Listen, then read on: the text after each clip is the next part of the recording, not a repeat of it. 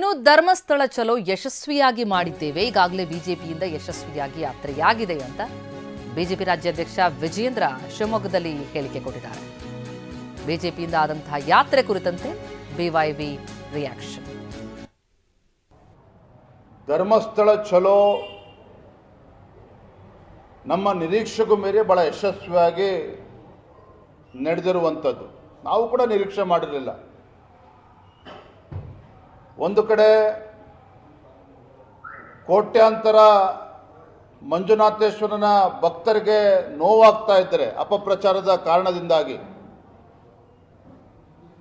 ಮತ್ತೊಂದು ಕಡೆ ರಾಜ್ಯ ಸರ್ಕಾರ SIT ತನಿಖೆ ದಿನೇ ದಿನೇ ತಡ ಆಗ್ತಾ ಇರತಕ್ಕಂಥ ಪರಿಣಾಮವಾಗಿ ಏನು ಅಸಂಖ್ಯಾತ ಭಕ್ತರು ನೊಂದಿದ್ರು. ಇವೆಲ್ಲ ವಿಚಾರಗಳನ್ನು ಇಟ್ಕೊಂಡು ನಾವು ಧರ್ಮಸ್ಥಳ ಚಲೋನ ನೀಡಿದ್ವಿ. 1 ಲಕ್ಷಕ್ಕೂ ಹೆಚ್ಚು ಸಂಖ್ಯೆಯಲ್ಲಿ ರಾಜ್ಯದ ಪ್ರತಿಯೊಂದು ಜಿಲ್ಲೆಗಳಿಂದ, ಪ್ರತಿಯೊಂದು ವಿಧಾನಸಭಾ ಕ್ಷೇತ್ರದಿಂದನೂ ಸಹ ನಮ್ಮ ಕಾರ್ಯಕರ್ತರು ಬಂದಿದ್ದರು, ಹಿಂದೂ ಕಾರ್ಯಕರ್ತರು ಬಂದಿದ್ದರು. ಭಾಳ ಯಶಸ್ವಿಯಾಗಿ ನಮ್ಮ ಆ ಹೋರಾಟ ಆಗಿದೆ.